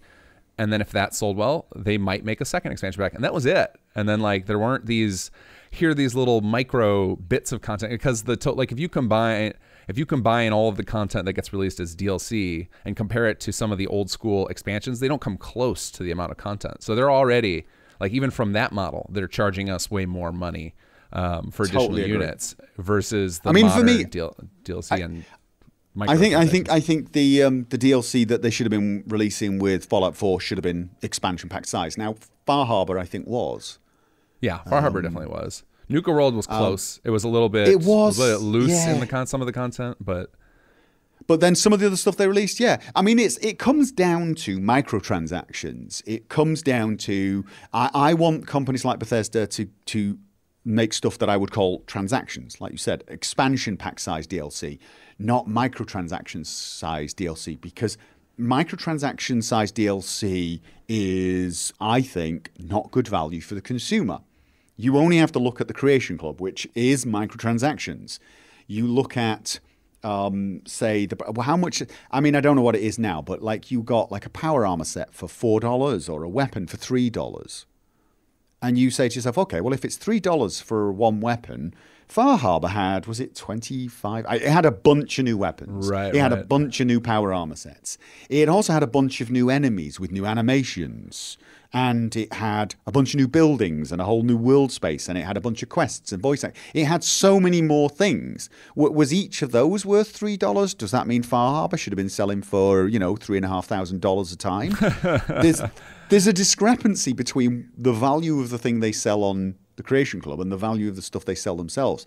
And the worry for me is that they will look at it and think, why bother with expansion pack DLC? Why not just make 5 or 6 weapons, sell it on the Creation Club, and forget Far Harbor size DLC? It's less so work, I think I mean, it seems like it's heading in that direction of they're devaluing hard work and like making it so that their little small things start to be worth money. But what's going to happen, and this happens I think in any industry, is that as it starts to go down these trends that are bad for consumers, someone will see that and they will just buck that trend and then force the industry to correct itself. So, for example, like CD Projekt Red's a good one. Yeah. Like the way they did the Witcher exactly. 3 DLC, they made it. Was it all free at the end, or was there a charge for that? I don't remember. No, they released weekly DLC for, was it 16 weeks? So each week they'd release something, and like one piece of DLC would be an outfit, one piece of DLC would be a minor quest. It was all small bits of DLC that ordinarily would have been microtransactions and sold to us for like $3 each. They gave it for free. And then they released Hearts of Stone, which was an expansion pack size DLC. And in my opinion, the best DLC. I mean, people usually say Blood and Wine, which was brilliant, by the way. I mean, I'm awesome. But Hearts of Stone was just, what a quest. That was to me the only other quest that came close to the Bloody Baron for... Have you played that game? Bloody Baron? No, have you played Witcher 3? I have, but I haven't played the DLC. I actually had a comment about that, but I have not played either of the DLC. I think I have probably 150 hours in my playthrough of Witcher 3, though. I did the same thing you did, just really got into that game and pumped in a ton of hours. Well, the Bloody Baron is the quest where, his daughter's left, his wife's missing, and it involves the 3 witches in the swamp. Oh, yeah. Okay. And that was a brilliant quest. It's such an emotional quest. Well, Hearts of Stone, the main quest in that one, is almost as well written. Gaunter O'Dim, oh, what a character. What a bad guy. Just such a good character. Blood and Wine was a brilliant DLC, though, but it was far more upbeat. They took it to a far brighter part of the world, and it was still dark in some ways, typical Witcher, but it was a little bit of a more upbeat DLC, and it was a really good way to end the series, because even though it still had all that Witcher darkness, it felt a little brighter, a little nicer, and it was a good way to end the entire, 3-game epic journey. So I liked that one as well. I loved it, and I loved a lot of the changes they made in that DLC in the gameplay. Big thumbs up to both of the DLCs, but they were like $20 each, and they were expansion pack size DLC. Really well worth playing. You should definitely play those. Absolutely. Okay, if you liked The Witcher 3, put that back on my list, because I've actually started to make more time for. So I would say in the last 2 years, I've played like maybe one other game to completion, because I've just been so obsessed with what I want to do to Fallout 4. I get it. And but I've been trying to make more gaming time because I don't want to lose touch, like with what's fun. Because if I'm designing these systems for people and I haven't played a game in 2 years, it's going to be hard for me to know what people care about. But anyway, what I was going to say about the DLC, one of the problems I had with the switch to DLC, and it's something that's just clicking to me in words right now as I'm thinking about it and talking to you about it, is I think one of the problems with, as the content gets smaller in chunks, it makes me less excited to play through it. So for example, when expansion packs would come, those were almost as good as a sequel. Like they were so full, you would get almost as much time out of them that it was worth rolling up a new playthrough. Now the DLC comes out, and I'm like, okay, in order to get myself into the headspace, I almost feel the need to play the whole game again. Which I was another playthrough with the DLC rather than a playthrough of the DLC. Yeah. Whereas with the expansions, I was happy to do that because it was like, okay, I know it's going to be such a big thing. I can go through the whole game again, re-experience it, and then I get to jump into this new stuff. Yeah. But doing that every time these little DLC come out, it's just like, that's not exciting. I don't want to do that. And then to do it with so like with Fallout 4, I waited until all the DLC came out, and that was definitely a better way for me to do it than trying to play through every time they come out a new DLC every 3 months. It definitely worked out better, but I still then felt like, oh, I wish these DLC were all connected better instead of being so independent, which is, again, where the expansions could come into play, is that everything was just one big mega story. And then the microtransactions take it to the next extreme, where it's like each of the individual, right, where like I'm not going to pop a new playthrough every time a Creation Club thing comes out. So I tell you what, though, this makes me think of something else I used to say. Because when we were waiting for Fallout 4, one of the things I said was, look, seriously, as far as I'm concerned, they could take the same engine they had in Fallout New Vegas and just make a whole new world space with a whole new story and release it on that, and I'd bloody well play it. Do it now, release it. And that in a way would have been an expansion pack, because that's what we're talking about. You're using the same game engine, because that's, when you looked at Shivering Isles, I know it wasn't as big as Oblivion, but it was pretty big. It was pretty big. And, if you just make, if they'd have released Skyrim or, Fallout 4 and then taken a year and a half, 2 years, and let's say they released Far Harbor, but they made it twice as big, and charged twice as much for it, right, that would have been phenomenal. Same engine, just new content.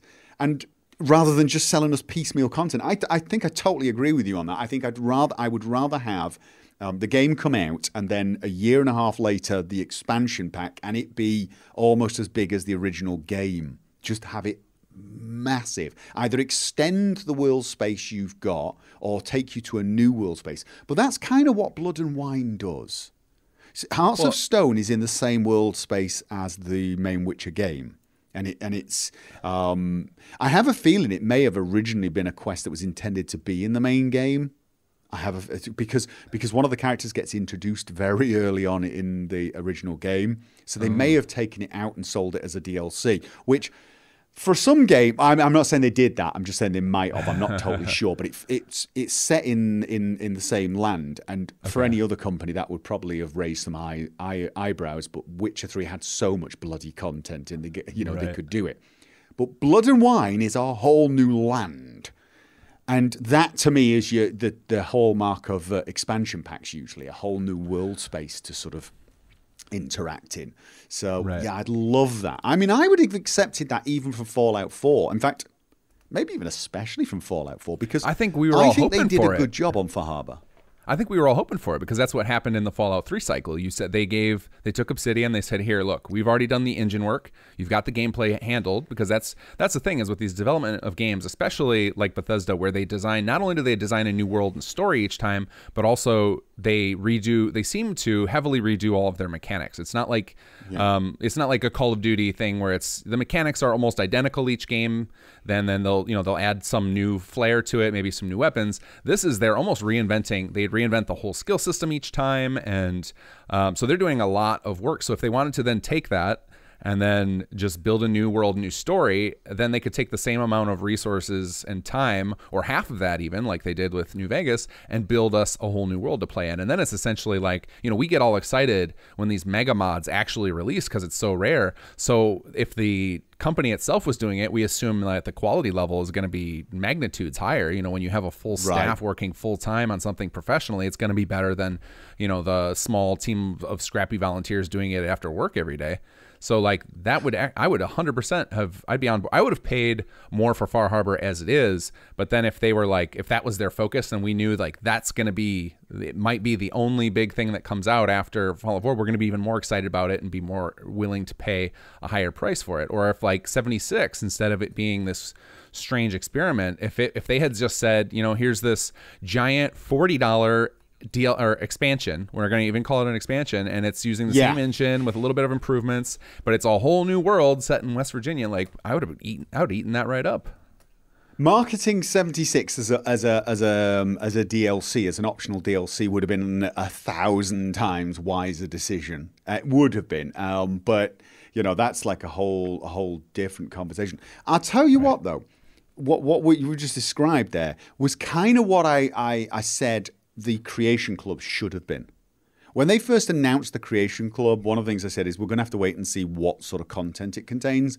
Mm-hmm. But the way they described it, it could have theoretically allowed for, because if you read the description, it would have theoretically allowed teams that made the sort of mods like Enderall, this huge expansion pack. Well, let's face it, Enderall was bigger than the base game. It would have allowed teams like that to get in contact with them and then make things that, I mean, Enderall, have you played? I've tried to, and I had trouble getting into it. I don't know why. It just didn't do it for me. But, it was very impressive. It was impressively large, and like everything I did see was really well done. So kudos to them. But it's large enough to be a full price game. And if they get if they get teams like that making stuff, and they could sell that for like $30 and $40. Right. That would easily, the content in that mod was so high quality and so good, it would have easily been worth that. And that's what I was hoping they were going to do when they were talking about curated content. Maybe even allow other development teams, other, like people like Obsidian. It wouldn't be Obsidian because of the past they've got with them, but something like that to come out and take the engine and just make whole new world content. Yeah, I think the description does imply that. I think it still does today. Is it kind of implies that they're going to be allowing third-party game companies to like take a crack at making Fallout and Skyrim content, which would have been incredible. Would have been good. But that's where we're at now. Everybody's trying to monetize everything. But anyway. But foolishly, I'm not anti-capitalism here. I'm not one of these people who's like, oh, they're just trying to make money.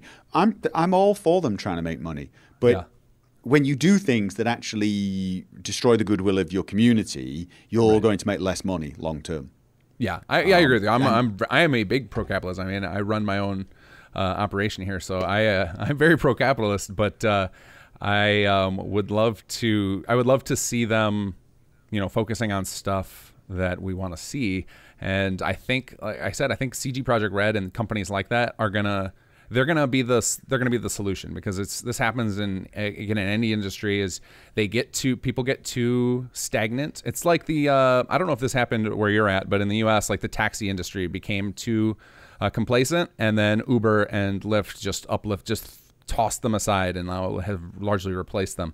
And same thing could happen in the gaming industry, and we're already seeing it kind of, is that there's this massive rise in the indie market because the indie developers can afford to of course they can afford it. Even these big game companies can afford it, but they can experiment more, and they know, because they're actual, they're gamers that are also making all of the business decisions. They can avoid all the pitfalls and the bad practices, and they can make the high-end stuff we want to see. Thing is, though, these indie developers now, when you look at an indie developer now, they're like 5 and 6 times bigger than some of the big developers were 20 years ago. The companies that we sort of, I don't know how old you are, but the companies that we grew up playing games from, they were not actually that big. And so in many ways, the indie developers now are the companies that made all the main games 20 years and 30 years ago. And so I think the thing is gaming has just become so huge. Some companies have moved to this enormous corporate level that they've lost touch with the actual people who are buying their games. Whereas the indie developers, even though they're actually big now, I mean, I don't know how big Warhorse Studios is, but it's a pretty big studio. They've kept in touch with the people that they're selling to, and that allows them to know or to see what is wanted, what is required. But I think it also helps the consumer feel good about the company because they feel a little more connected to them. The way we used to feel connected to Bethesda back when they were, when it was Morrowind and Oblivion and they were this small company, and I think we all felt a bit more connected to them. And now they're seen as a sort of a powerhouse. There is, I don't know, a disconnect. Well, I think with going into like you said, with the palpable excitement at E3, the time when Fallout 4 was announced, is I think that there's this hope, because we've seen the same thing that happened in the film industry, is basically all of the companies merge together and you end up with 2 or 3 giants that produce all of the highest quality content as far as production value. And we're seeing the same thing happen in the gaming industry. You've got Activision Blizzard, Ubisoft, EA, and then Bethesda is kind of our dark horse, where they're like, okay, you guys are getting up to there. You have similar levels of sales, and you can produce things of really high quality because you have the financial backing to do it. So now we're hoping that you guys are the ones that avoid the temptations of the dollar and instead focus on gameplay first. And the fact that they've been making some decisions that, make them look pretty greedy and not focused on the player is just, it makes it even more disheartening, I think. Then that's why we're putting the screws to them a little harder than we might another company. For example, we've just kind of thrown it off as a joke now. When EA or Activision makes a decision like that, we're just like, oh, of course they did. Whereas Bethesda, they make a decision that even smells like that, and we jump all over them and are really getting down into the nitty gritty of it. Well, I think that's also a big part of the community that they make games for. We are generally, I think, your open world RPG gamers are a pretty passionate lot. They've got a very specific thing they're looking for, and they're very demanding, and they are paying a lot more attention. Whereas for a lot of your generic shooters and the games that sort of EA are making, I mean, I'm not trying to put down the games that they're making or the people that like their games, but I think there's just a larger base of people who are just picking those games up a bit more casually. Right. Sort of, oh, there's a new Call of Duty out. Oh, I'll play that, and off they go. Whereas, the Bethesda crowd, they're paying attention to everything they do. There's not, there's a lot. There seems to be a lot of attention. At least that's the feeling I get. But that's because I'm part of that crowd that are paying attention to every time Bethesda sneeze. Well, yeah, I think a lot of people who pick up the games more casually, those companies, though, are banking on volume. Like they're going to just, we're going to sell 30 million units, and we don't, if we make a little extra money on the back, which they're doing with the microtransactions, fantastic. But they just need to make sure that each title sells. Whereas, like you said, with the modding giving these Bethesda games such a long tail, I think their actual successes in their core fan base less so than, because like their games are not particularly streamable, for example. Like it's not fun to watch people read books and try and figure out RPG mechanics, whereas it's real exciting to watch people win a battle royale. And so the other game companies who are making those more action-y titles can afford to be just that we just need to move units and like they can do so through marketing from their community. Right. Whereas the marketing in the Bethesda community and in these single player RPGs comes from just fan passion, I think.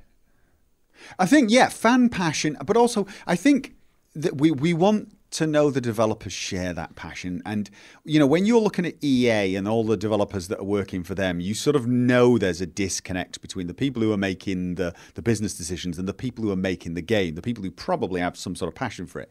But I think we all hoped Bethesda, who themselves with Bethesda Softworks have become a sort of powerhouse publishing, somehow had kept the passion for games, for making stuff that we love. And a lot of the games that Bethesda Softworks release are the sort of games I think people are passionate for. Doom. The new Rage game looks great. Prey. I think Prey was one of the most underrated games of, was it 2016? Whenever it was. I think they make some really good games, the Softworks. Wolfenstein's another Bethesda franchise. But so we sort of hoped that Bethesda Game Studios would keep that kind of passion for the game the way we have passion for their game. And I think with recent developments, there is the perception that they now have a passion for the dollar. I think that's probably a little unfair of the vast majority of the people in Bethesda, probably including people like Todd Howard. He probably genuinely, honestly, really wants people to love the games he makes. Especially since he's the one that stood up there and it's his face. He probably really does want people. And he probably hyped this game partly because maybe he did believe it. Maybe he's just a bit out of touch. But he wanted people to love it. He wanted them to love it. I don't think they're sat there going, well, we made tons of money. Bah, ha, ha, ha, ha. I think they do want to be loved deep down. Right. But they're just following the money too much now. They're following the microtransactions too much. They're following the live services too much. And they're going to have to make a decision. Do they want to make so much cash in the short term that when they go bankrupt, they'll still all be able to drive nice cars? Or do they want to continue making decent amounts of money and games that we love for, for ages? That's, I think, what they need to sort of decide. Well, what'll be interesting is to see how much of that, because I always am concerned when, people like you and I have these conversations of how much of a bubble are we living in? You know what I mean? Like they have access to all the figures. They know how many hours people are putting into their games. They know how much money is coming in. We have no idea. Like we're just looking at it from the perspective of ourselves and other people like us, which are probably a minority of the gaming sphere. Because I think the people who tend to be, although that's the thing, is that if you look at how popular, again, if we go back to the idea of Fallout 4's sales were directly related to how popular Skyrim was, not because of Fallout 4 itself, then it's like, okay, so at what point is there a divergent of like where we no longer represent the majority of opinion, even among Bethesda fans? Yeah, no, that does. I've just made a video I'm going to be releasing later on, actually, where I'm actually discussing the engine, because a lot of people have said they think they absolutely need a new engine to make a good game, and I'm of the opinion that they don't. I mean, a new engine would be nice, but I'm of the opinion that they can make good games on their current engine. But I'm wondering whether that's just me now. It's me, because I'm less worried about an engine that's unstable. I'm more worried about content that's engaging.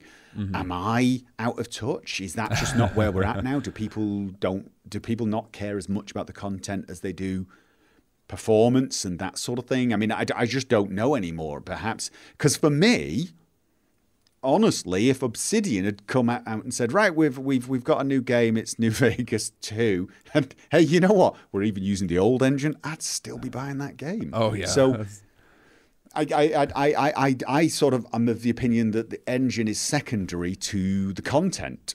But am I living in a bubble? I don't know.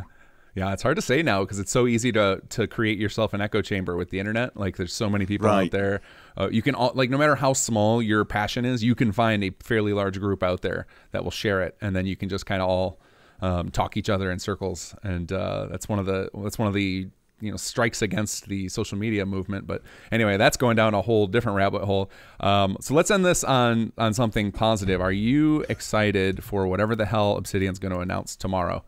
Because we're recording this right before the Game Awards, and they've hinted at some sort of it has a Fallout-esque feel to it, of like the future but based on past aesthetics.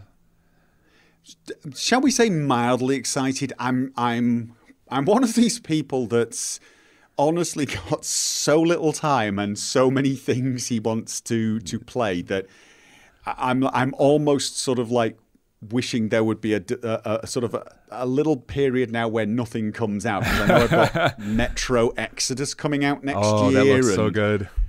And there's so many things. If they release a game, do I want to play it? Yes. Am I excited for it? Absolutely. Am I a little worried that I'm just not going to get the time to play it? Very much so. So, yeah, it's...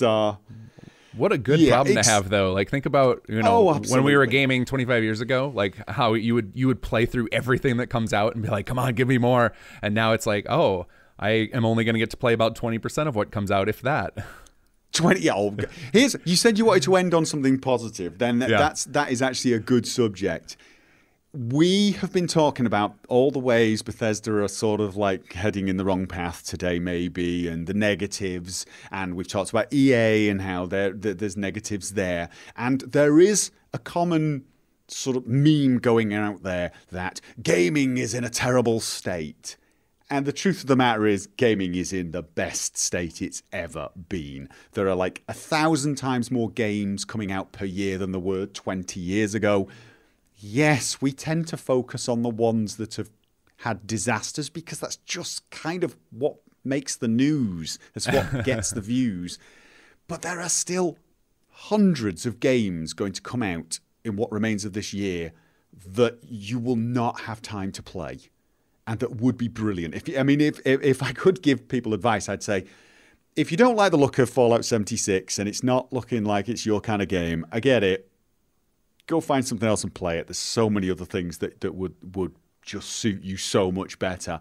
And I know we don't tend to want to do that. We tend to want to focus on the negative. But gaming is in a great place at the moment. There are so many games I want to play and can't.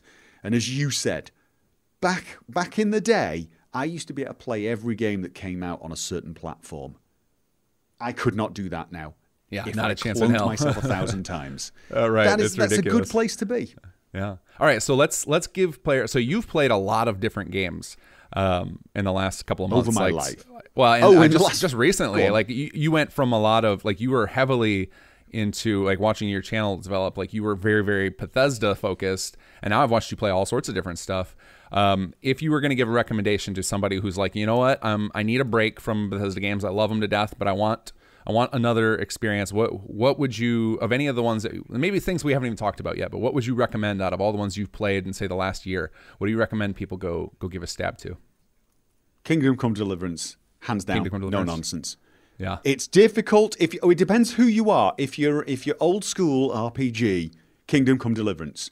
It's got a steep learning curve. It's very different in many ways, but it is one of those games I'm having a hard time putting down. It's not casual.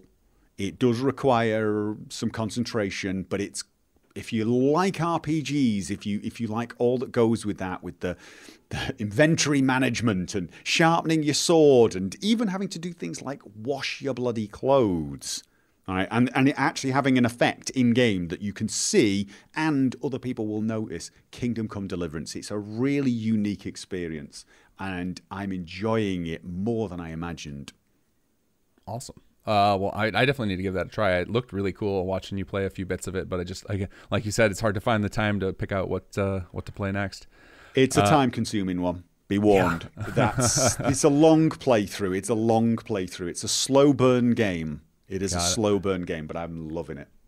So do you have any upcoming projects you want to talk about that you're excited about? No, I'm returning to Skyrim pretty soon. So okay. That's the chapter 3 of Leonard is on the way for Christmas, but right now I'm trying to get ahead of the timetable so that I can perhaps do some more unusual things, different things. Okay. All right, then my last question I got to poke you about is, when can we see the Gopher Sim Settlements playthrough? Because we've all been waiting for that. I don't actually know when, because I don't want to promise things that. But it is something. I'm kidding you. You don't have to actually give us a date, but I'm hoping you will, because I love watching your stuff, and it's fun for me to watch people experiment with this mod. But I'm actually thinking that the problem is if I do it in VR, it makes a terrible Let's Play.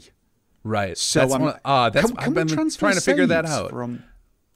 No, you can't. You can't do it. No, I was going to ask you about that. If you've been able to figure out a good Let's Play format with VR, because I've been wondering if I could pull that off, but it seems like you don't see a lot of people doing that, and I can see why it doesn't translate well.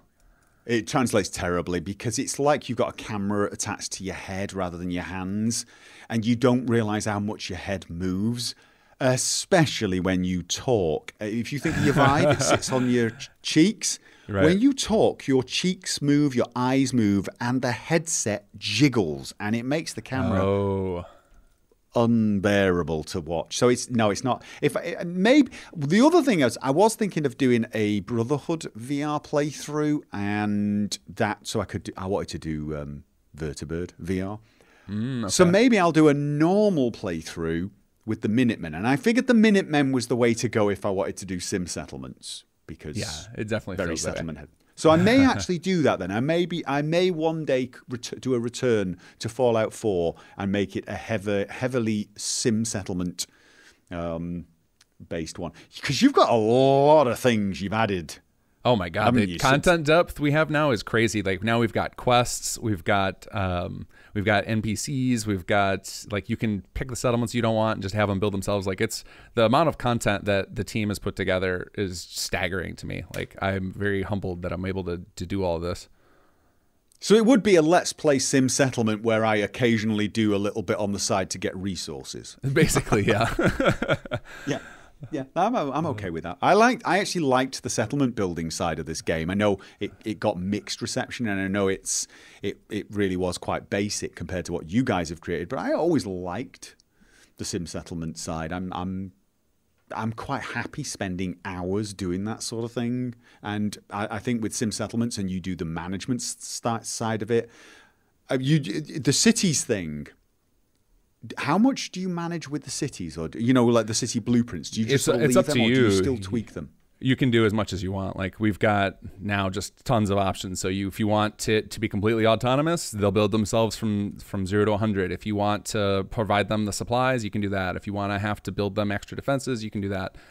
We've really gone all in on making everything controllable. Because that's something I kind of wish Bethesda would do more of is until mods are ready. So until they're ready to release the creation kit, I think it'd be cool if you just had like hundreds of options in the menu system to where you could tweak things on the fly. Well, you guys have turned the settlement system into almost like its own standalone game, though. Oh yeah, pretty much. Yeah, that's in many ways. I mean, I hate to say it like this, but you've almost put Bethesda to shame in that department. But then. You know, that's literally your focus, isn't it? That's what you're doing. Right. That's pretty much all we're focused on. So it's a little easier to really, yeah, it's a little easier to do. And I think that's kind of the same thing with now we're going back into another conversation is you could go that about New Vegas and Fallout 3 is that Fallout 3 set the foundation and then New Vegas got to dive into the particulars of the story and stuff. And that's another argument for let's get back to old school expansion packs. Then you can take those first 3 years of work you did, laying the foundations, and then make your next year and a half really focused and make something insanely good. Oh, I want New Vegas too. Oh. All right, man. No, I'm getting more excited for the Obsidian announcement now. There you go. Oh, you don't think they've got modding, do you, in the next game? That was another topic I was going to bring up, but I know we both got stuff to do. I don't want to keep it for too long, but is there any other game company who's even coming close to the modding capabilities of Bethesda? No. I mean, I had hopes with CD Projekt Red. They did release some tools, but the game itself doesn't lend itself to modding. I mean, it's not just that Bethesda give us the support or they give us the tools or the games are technically easy to mod. The game itself lends itself to modding. I actually think they make the sort of games that are replayable in of themselves, but that replayable nature gives you even more reason to use mods, and mods make the game even more replayable, and you get this feedback loop where it just keeps going. And so it's their games. They just make the exact right sort of game that makes me want to mod it, and they give us the support to mod it. It's sort of the perfect storm. And other companies could give us the tools, but will they produce a game that, you know, would really benefit from modding, that people will have the passion to mod? And I've not seen it. Kingdom Come Deliverance is going to get mod. It already has mods, but they're going to release some more modding tools. Interesting. Does that feel like a game that could handle it, or does it feel too narrative driven and not open ended enough? It's you play a very specific character, and so, you know, I wouldn't say this game was as replayable as the Bethesda games, except you'd replay it really to just try different tactics maybe. But it's more like replaying The Witcher. You play it 2 or 3 times to get 2 or 3 different results, whereas Skyrim, you play an infinite number of times. It's never, you know, you never get to a point where you think to yourself, well, maybe you do get to a point where you think, there is nothing left I could do in a different way. So I don't know. I think Bethesda have got they own this one at the moment, in my opinion. And if they don't realize how strong that is, how useful that is, they're foolish. Well, all right then. Well, thank you for taking the time to talk to me. This has been a really good conversation. I hope we can do it again sometime. Anytime.